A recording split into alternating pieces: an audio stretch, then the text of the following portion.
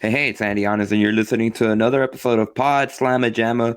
No longer presented by anybody, presented by us, presented by Let's Reach Cougs. As you see in the corner there, we have a new logo, a new brand. You'll see it up and when we unveil our intro. But on this episode, we will talk more about what went wrong against Texas Tech. We'll hear what Dana Holgorsen and Doug Belk had to say. Obviously, of course, a lot of issues in the double overtime loss to the Red Raiders. And we'll look ahead at Kansas. Plus, we'll debut a new series coming up focusing on name, image, and likeness. Don't go anywhere. You're watching Pawd Slama Jama.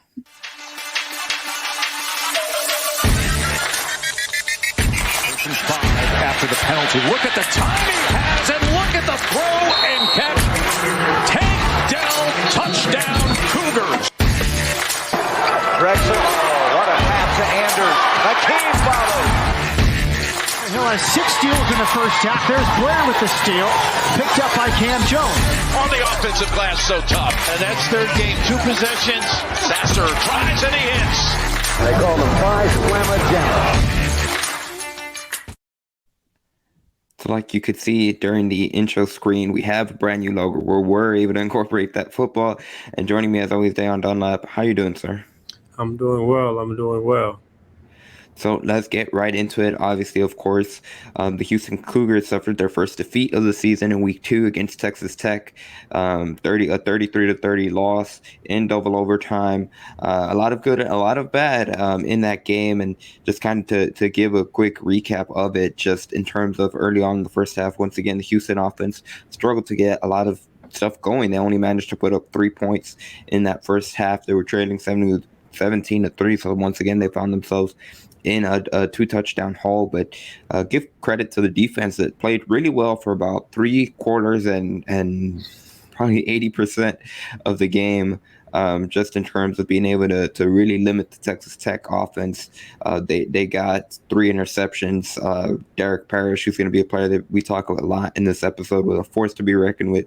Broke 2 different American Athletic Conference records with 4.5 sacks, 6.5 tackles for loss. He had 11 tackles total. So Da'Yon, just before we get into any of the clips, what were your overall takeaways of the game against Texas Tech?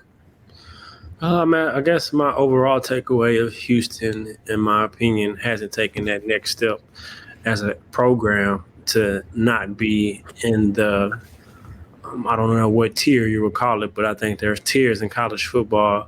And in my opinion, by losing the Tech has proven me that we're still in the same tier that I thought we weren't in, and really kind of turning that corner to be able to beat mediocre football programs or programs that are kind of like us, I should say, in the same boat of trying to establish that they are a team year in, year out, and going to be good year in, year out, and in that upper echelon or top tier of teams that are competing for a conference championship and a college playoff football spot year in, year out. And so I think they're still chasing that.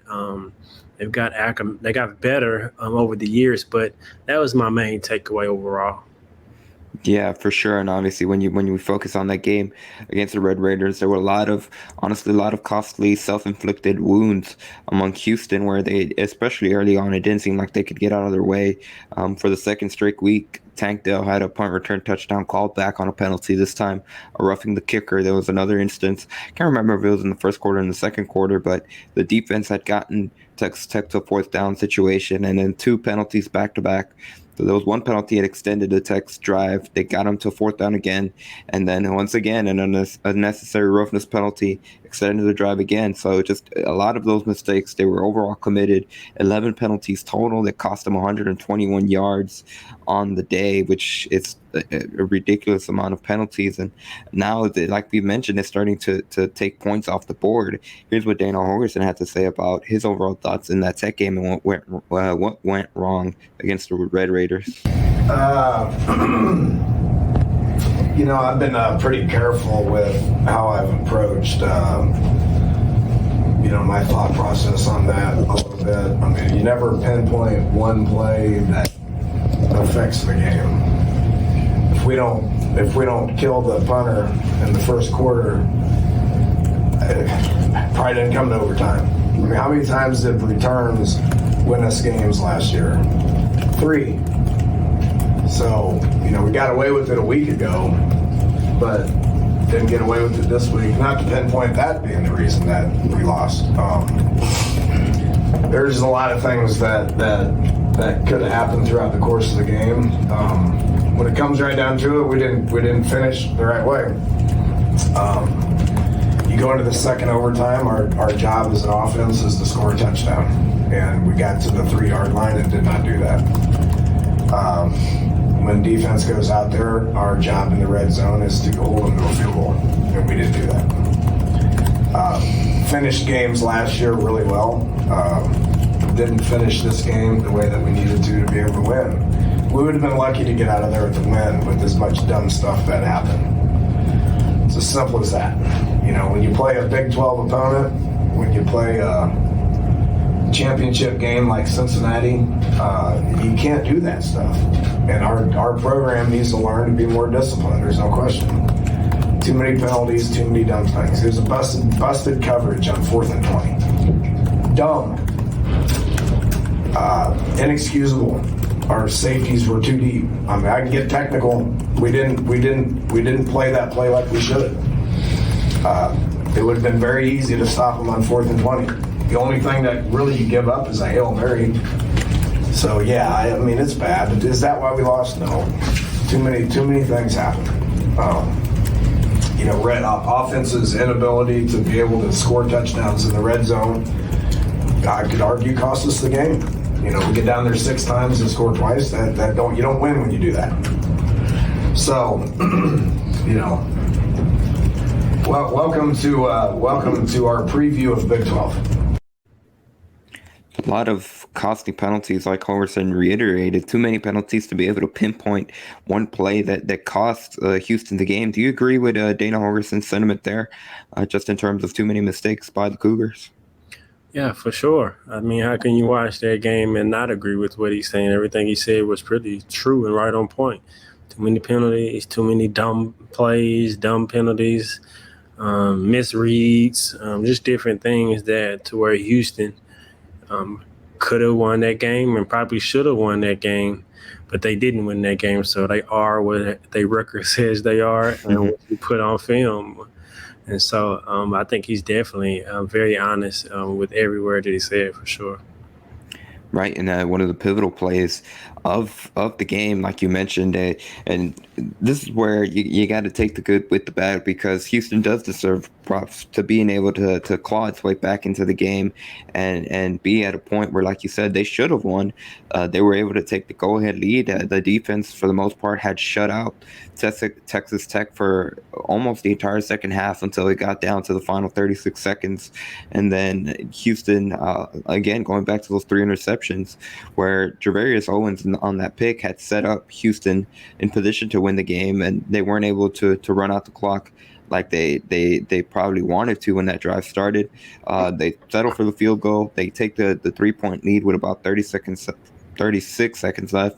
Texas Tech goes down the field and they tie it. And then in overtime, once again, that 4th and 20, if Houston gets the stop, they win the game. They go home. They get out of Lubbock. They get back to TDCU Stadium 2-0. And they just couldn't complete it. And something that Doug Belk said during his availability on Tuesday is that 90% of the Houston season so far in the first 2 games has been probably pretty good. With exceptions on the offense that has struggled for most of it, but there's that 10%, those errors that have really cost Houston, and that's going to be something they're going to have to clean up against a Kansas team that's going to be a much more improved Kansas team. They were able to get an impressive road win at West Virginia, but let's hear what Doug Belk had to say more specifically about those issues against Texas Tech. It's really disheartening because it takes away from so much positive that we had in the game.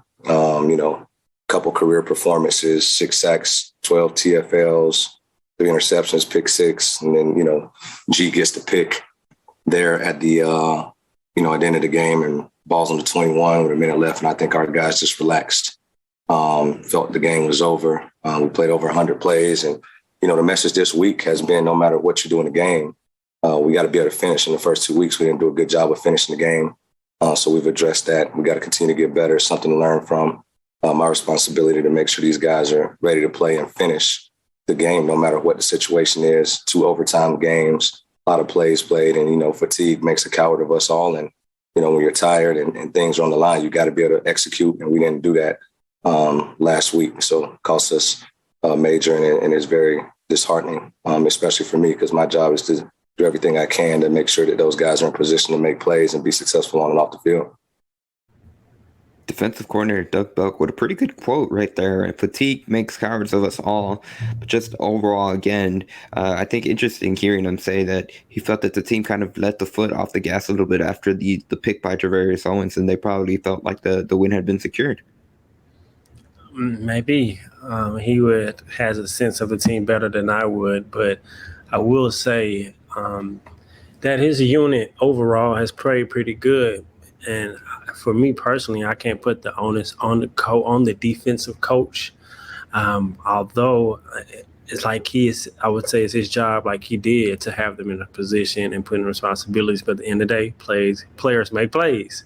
Mm-hmm. And so with I think the onus of players, I'm sure if we talk to them, they would say it's my fault, whatever, certain plays that I did this, I did that. But if you just look at the grand scheme of things, upper echelon teams, like I talked about in the beginning, don't make those type of mistakes to beat themselves. You rarely see an Alabama team give up plays like that to lose a game. The Clemsons, the Georgias, the teams year in, year out that are competing to win their conference and to be in the college football playoff. And then you look at the teams that make plays like that, they're typically up and down from year to year. And so, I mean, you got the players. I don't know what it is, those type of things, those mental laps, those plays to beat yourself. You got to change that.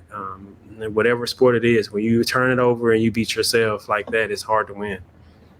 For sure. And like you mentioned, this is a overall top to bottom a much more veteran-led team, just in terms of something that Dana Holgorsen mentioned heading into training camp, where I think the average age of the team is around 22 or 22 and a half. I can't remember the exact number, but these aren't necessarily the freshmen or young core. So that is something when it comes to those lapses that they have to get cleaned up. And maybe if you would have asked at the beginning of the training camp, probably wouldn't have been something that would have been atop the list. But when it comes to mistakes like penalties and stuff like that, so it'll be interesting to see if they can clean that up week 3 heading into Kansas, a home opener. And I think the biggest thing, and I'll leave it at this, and I'm curious to get your thoughts on this, but I feel like that Houston let a big opportunity kind of slip by their hands, just in terms of had they, obviously, of course, we know the offense struggled, but they didn't necessarily have their best game, but had they been able to find a way to win the game, again, going back to what the defense had been able to do for much of that game,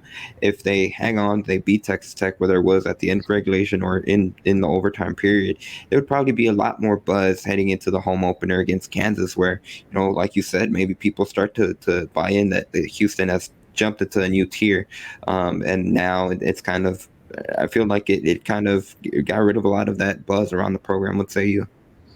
Yeah, I would agree with that, because when you lose to teams like Texas Tech, it's like losing to a team to like Kansas. And so no one that I know is now excited coming up for your team to be home to play a team like Kansas, in which if you win that Texas Tech game, you'd probably be a favorite. Now, I haven't looked at the odds or the spread, but that would probably be a closer game, or a game that they might predict to lose. And so I think for Houston fans, it's just probably disappointed or not as excited as they would be for a team that's undefeated, and for sure that they are good now, because you're coming off a year and went your best year in a while. So people are still hyping. They're anticipating, like, is this really real? Can I really 100% buy in and trust this football team game in and game out, no matter the opponent?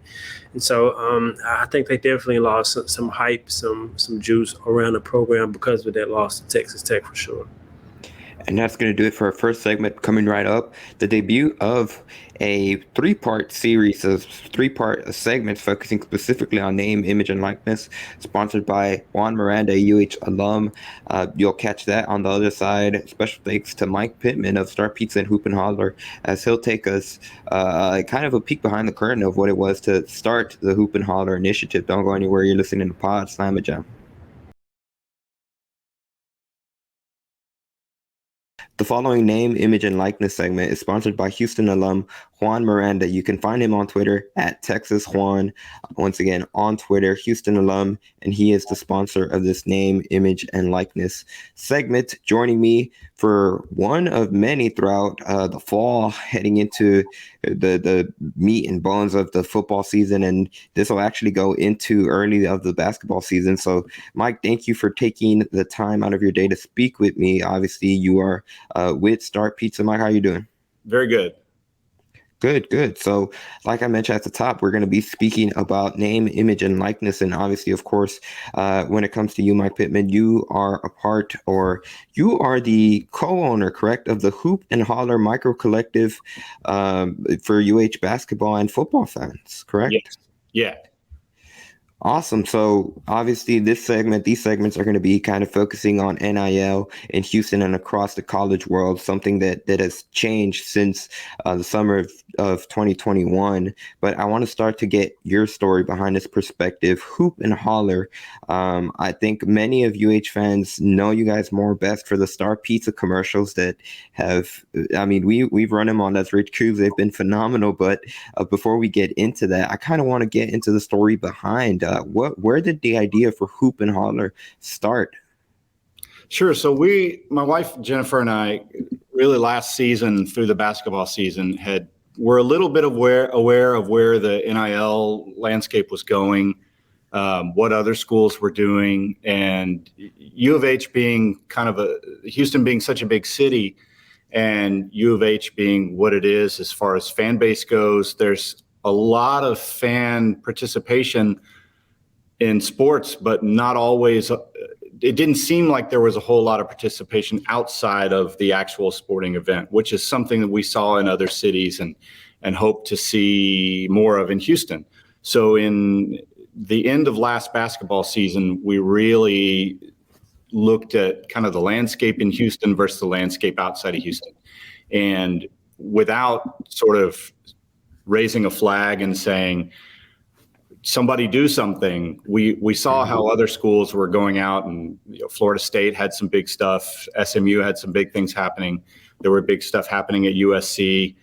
And I didn't really have the time ourselves to really run a new business that would be big enough to be considered a huge NIL. So we decided we would kind of start something small, and let's see. With the restaurant, we kind of already had a built-in client that I felt like we had a platform that people might pay attention to, and we're kind of fortunate that they did.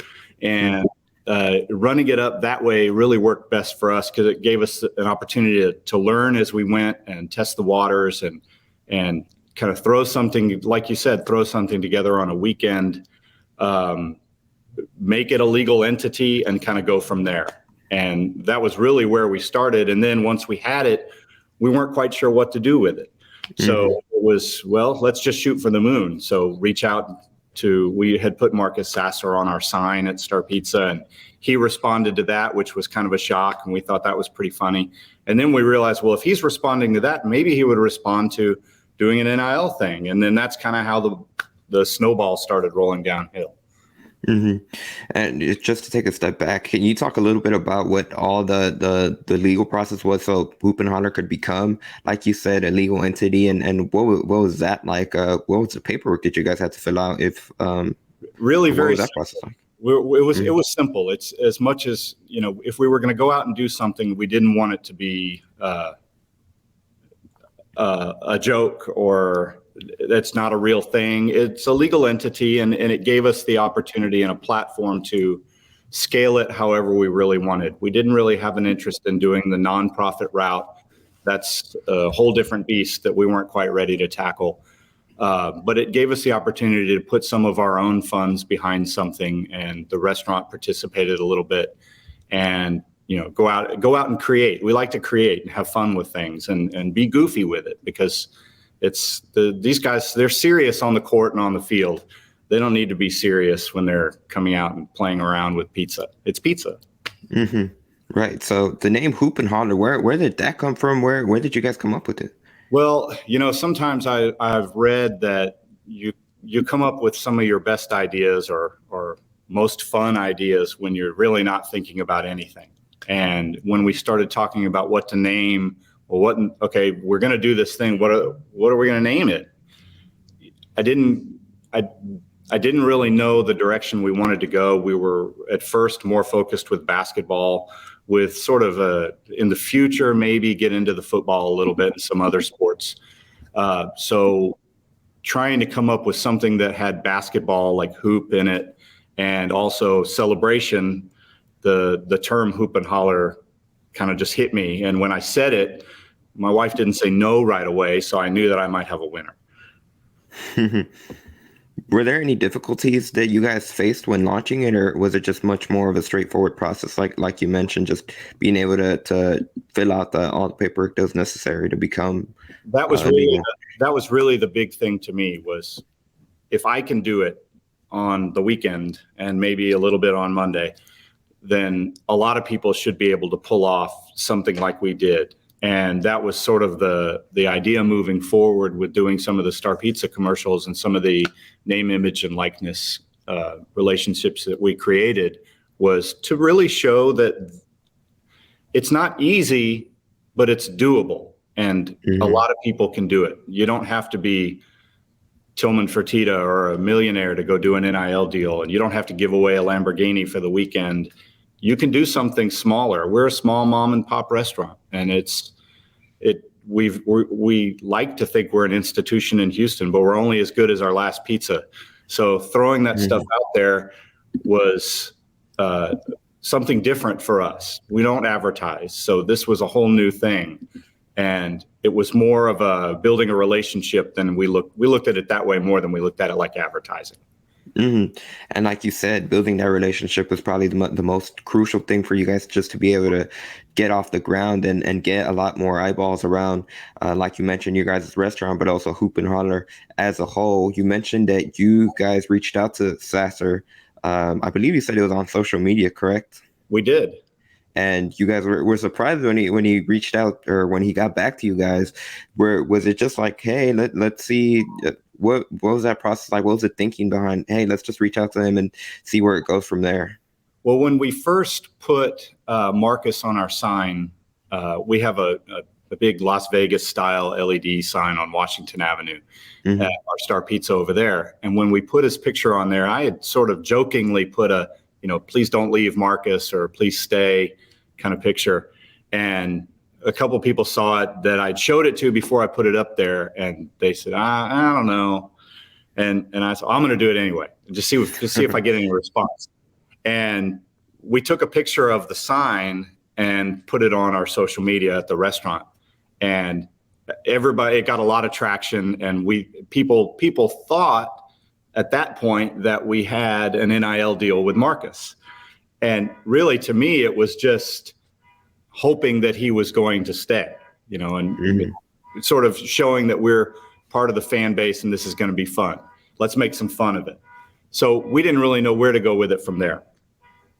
But at that point, I felt like I also owed it to Marcus to do an NIL deal, not knowing if he would say yes or no.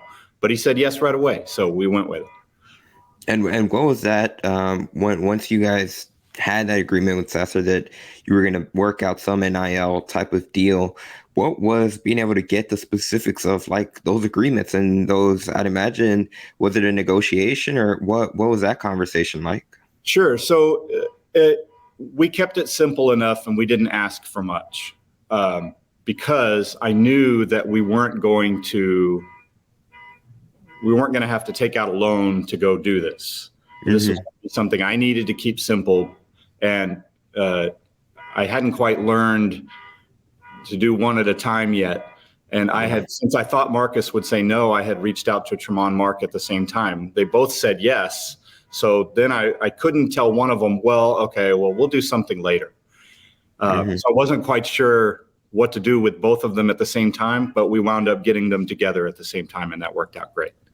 So negotiation-wise, it was I tried to make it. I really did look and do some research into what are other schools doing, what are other athletes asking for, before I went and made our initial pitch. So wasn't through the roof, and it was, like I said, not something we had to go take out a loan for. But these were, to me, some of the biggest players in the game today. So it meant a lot for them to want to have a relationship with a restaurant. That was a big deal to me.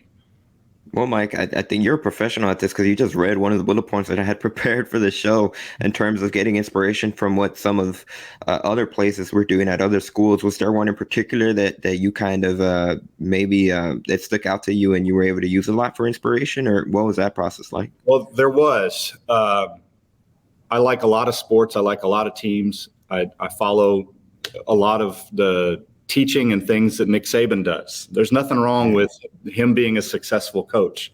So I looked at what some of his players were asking for and what they were doing and deals they were doing. And I figured in the marketplace, that's probably pretty high end.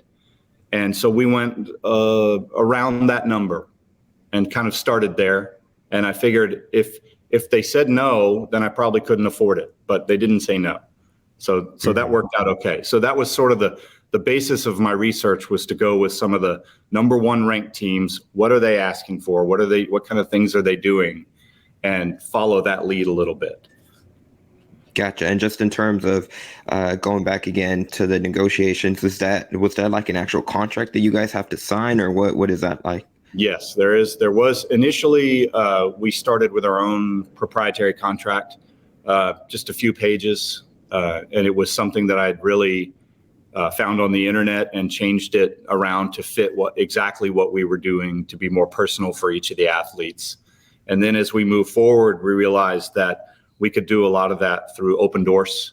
And that was a game changer for me, because it made it super simple. The awkward, let's go sit down and sign some paperwork, completely went away. Everything was done online, and it was click this, send that offer.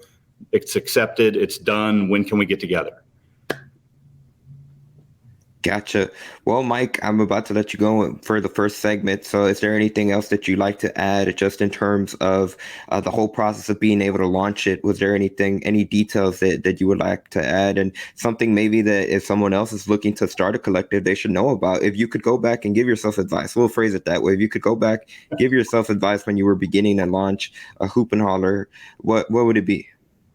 The experience is the key. Look at doing things that you think are fun, that you would want to do. And that was really, once we learned how to own the experience, it really was a lot more fun. Some of the stuff like we did with D.A. Jones and with Hawk from the equipment team, those were things that were just like, let's just go be silly and let's make it fun and find a way to also spend some time with these athletes. And that really became a big part of the whole experience, was the experience and getting to hang out with these guys and talk not sports with them and a lot of other stuff. But the experience and the relationship became a lot more important in the end than what's the return on investment. Mm-hmm. That's going to do it for the first of a series segment. It'll be the first of 3 episodes on Pawd Slama Jama that we are debuting once again, that is sponsored by Juan Miranda at Texas Juan on Twitter. Be sure to follow him. Thank you again, Mike Pittman, for joining me on first of 3 Star Pizza Hoop and Holler. Be sure to follow them on Twitter, and we'll see you next time next week. You don't want to miss it. The first of 3 series. Go Cougs.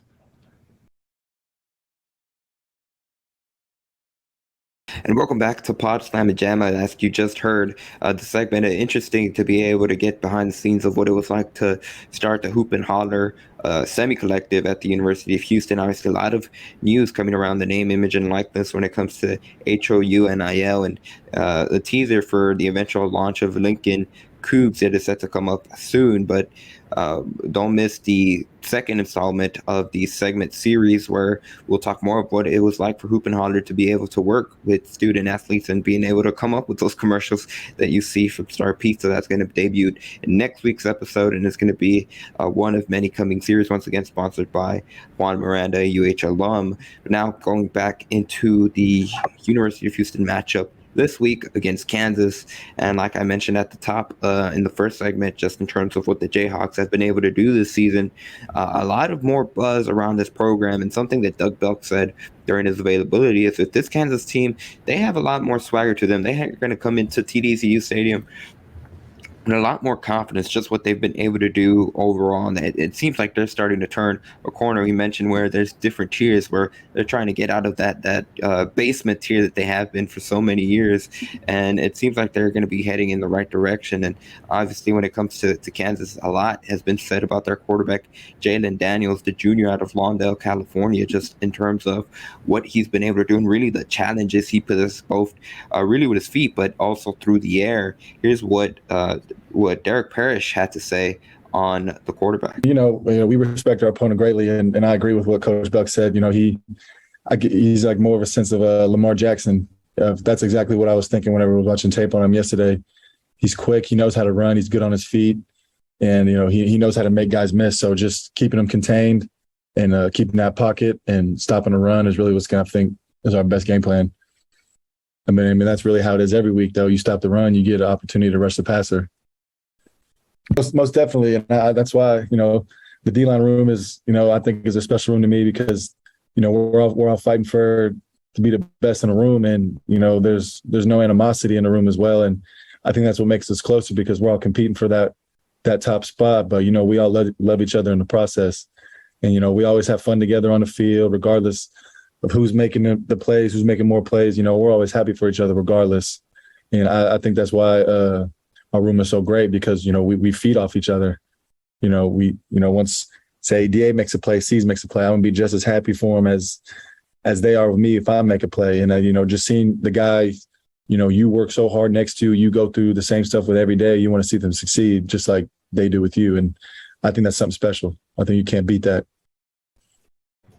That was a two-parter in that clip, but I want to focus on the first half where Parrish is talking about Daniels and the challenges he poses.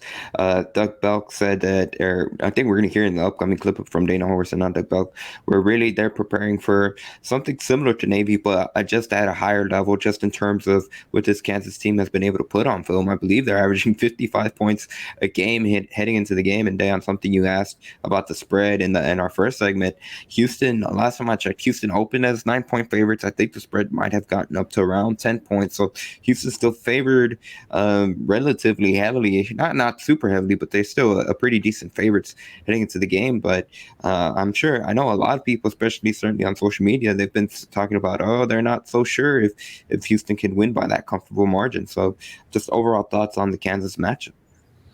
I think it's going to be a close game because, like you said, Kansas is trying to get out of one of those basement tiers, as you said, and just prove that they can compete game in and game out, in which you look at Houston and they're a team that will compete. Whether it's a down year down, Houston's going to compete and give you a good game.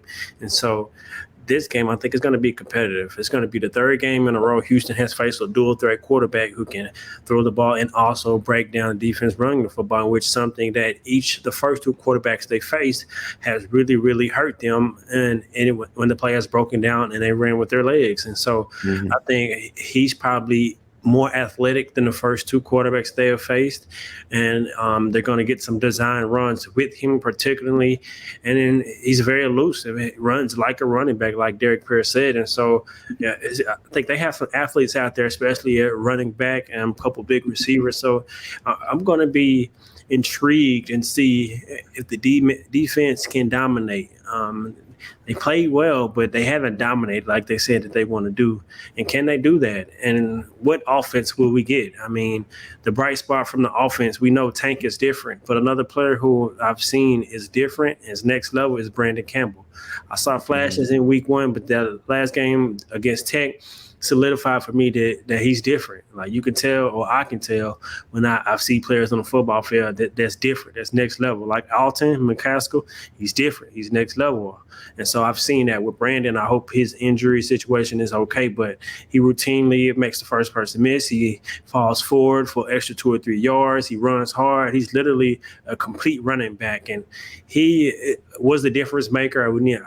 Clayton Tune is still hasn't been as good as I thought he would be. I would say that. But just a complete game from both sides. I know you're going to have penalties. I don't really look at that. Everyone's going to have penalties. You might have some games you have one or two, but overall mistakes are going to happen. But execution and domination, will we see it? I'm not really too sure.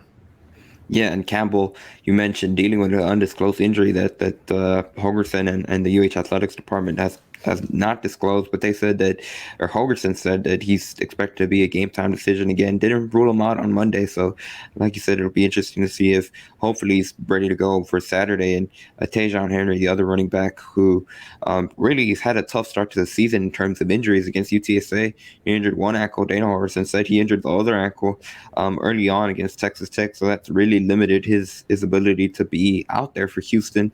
And once again, for back-to-back weeks, Holgorsen said that they weren't necessarily strong injuries for Henry, but like you mentioned, just what Campbell has been able to show, Holgorsen said he felt more comfortable being able to stick with Campbell just in terms of what he had shown in the game. So that's going to be something to keep an eye on Saturday when they take on Kansas. And one quick point I want to, you mentioned Clayton Tune, and he spoke to reporters on Tuesday as well.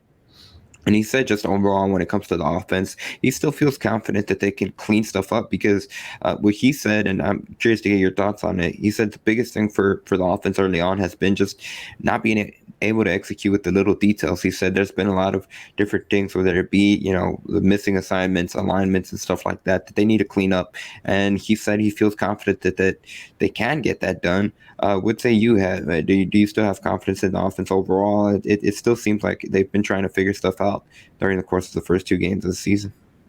I think they still can't figure things out. Do I have confidence in them to I don't have confidence in them to do particularly anything, but I think they can figure it out and play better.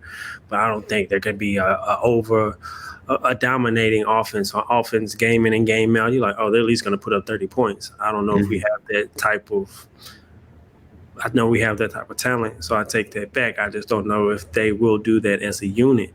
And, I just expected more from Clayton Tune. The way he played in the second half of UTSA, if he carried that over against Tech – and it makes more plays, I think we win. That last third down before they kicked the field goal in overtime, it was Tank one-on-one in the slide. Beat this man off the press, no safety over the top. And he made the wrong read and threw it to Matthew Golden, who had one-on-one on the outside. But, your first read, I would think, would be Tank. And so it's just a lot of little plays that I think the offense definitely can correct. So I will say they can get better. But the bright spot, like I said, is Brandon Campbell for sure. The passing game really has been – they had the scheme passing game. So wide receiver, screen, just little things. And for a fifth-year quarterback, I would expect more. I expect him to be able to sling it around the field. You got young receivers, but if you can put the ball in the air, they can make plays. I just – expected more, but now it kind of made me temper my expectation and brought me down to reality of what the team is at this point, or where the program is at this point, that I should say. They are keeping it straight. And on that note, we'll go to what Dana Holgorsen had to say about Kansas and the upcoming match. Well, and I'm still studying it. I haven't got anything figured out right now, but they're unique on offense now. They're not going to just drop back like Texas Tech. They're, it's got options, mentality. It's almost like prepping for Navy, with athletic people that can make plays. The quarterback, everybody's like, well, how are you going to tackle the quarterback? Well, it's a little different situation with Daniels, who's a really good dynamic player. He's more of a running back that can throw the thing. As opposed to like what we faced last week with just drop back after drop back. And if the guy snuck out of there, he was good enough and athletic enough to be able to get 20 yards on you real quick. We got to do a better job of containing that, and we didn't do a very good job of containing that at times. This is a whole different animal. This is a lot of offense. They're really good up front. They brought a couple of kids with them from Buffalo. That can really play, that know the offense. This staff's unique now. They've been together for a while, and they do a lot of stuff. So it takes continuity within your coaching staff to be able to do all this stuff. So we got our work cut out for us defensively. Offensively, we got to get better. These guys got good team speed in the secondary. they're big up front, and they play their tail off. Probably. Again, that was head coach Dana Holgorsen talking much more specifically about the matchup against Kansas. And we mentioned Jalon Daniels early on, and really he put up some strong numbers against West Virginia. That's probably the game that turned a lot of more eyeballs, just in terms of maybe not necessarily believing that they could go up and be able to pull it off, albeit it was an overtime game. But they put up 55 points on the road, and Daniels in particular torched West Virginia both on the ground and through the air. He threw for 3 passing touchdowns. And he also rushed for 85 yards just by himself on the ground. So he's been able to put together a strong season. And like you heard Holgorsen say right there, just in terms of a different animal, they move people up front, which is as from an offense perspective for Houston has been something they struggle with. This is not the case for Kansas. Just looking at their numbers top to bottom, they've only played 2 games. It's barely 2 games into the season, and they have 3 different players that have rushed for over 100 yards. And really, it kind of similar to Texas Tech when it comes to two-headed monster in the backfield, that running back in Devin Neal and Daniel Hishaw. But Jalon Daniels right there also has rushed for over 100 yards for Kansas. So it's going to be interesting to say, maybe you could expect a similar offense to Navy, just maybe a lot more toned up to 100. I would say what are going to be the challenges when it comes to being able to stop a rushing attack that has been as strong that Kansas has shown early on? I think the challenge is going to be in the trenches, controlling the line of scrimmage and forcing Kansas to throw the football. Daniels has been efficient throwing the football thus far, and so he shows that makes the right decision, but a lot of it is predicated off of play action. So if you can stifle that run play, like Derek Perry said, you force them into passing situations, then you can rush the passer.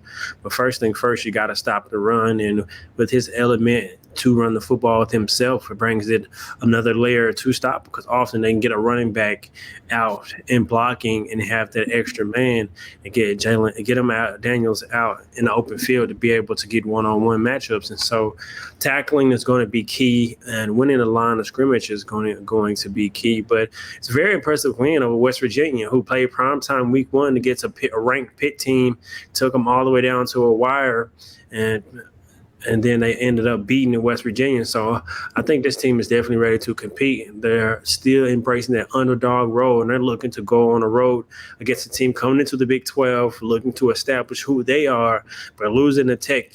I'm sure Kansas seeing that, they have to have a lot of confidence coming into Houston. Absolutely. And from the offensive side of things, for Houston, I think that might be something that this is the week where they struggled early on in the first 2 games against UTSA and Texas Tech. This is a week that they're going to have to get things rolling, especially against a high-powered Kansas offense to be able to match up on the board. But even though Kansas was able to put up 55 on West Virginia, they also gave up 42. So you'd imagine that Houston is looking at this matchup, and this is kind of a game where they should start showing some of those things, like you mentioned, on offense, where at least starts to show flashes. Like you mentioned, they do have talent at different skill positions, especially at receiver, where they have a lot of young guys. So it'll be interesting to see if they can figure things out on an offensive perspective, would say you.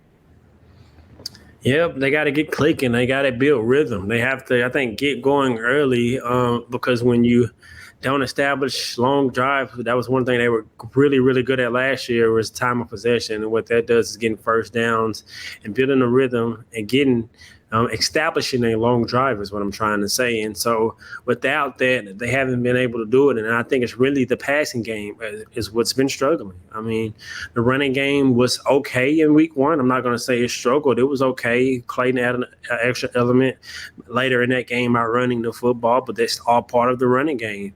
And then you look at last week, Brandon Campbell played really, really good. He was electric and was the best part of that offense. And so I think it's the passing game. I got to be honest when I'm giving my opinion and my assessment from what I see, in the passing game has to be better. Clayton Tune, in my opinion, has to play better. 5th-year senior, you've seen a lot. You know the offense. I expect more from him to make more plays with his arm. I mean, not when the first read is taken away, go to 2 or 3 reads. Not saying he isn't doing that, but I'm expecting him to make plays. I watched the entire Texas versus Alabama game, and I knew Texas kicking those field goals with a great quarterback like Bryce Young, there's no way you give him the football with a ton of time and he's not going to eventually make a play and take his team down to to the red zone and score a touchdown. And so he, in my opinion, the quarterback has to play better for Houston to take that next step. For sure. And that's going to do it for today's episode. So if you haven't done so already, please be sure to subscribe to the new Pawd Slama Jama YouTube account. We've noticed something particular where early on we're still a week that we've launched officially under Pawd Slama Jama. We'd like to thank those of you that have already subscribed to the channel on YouTube. We're extremely grateful.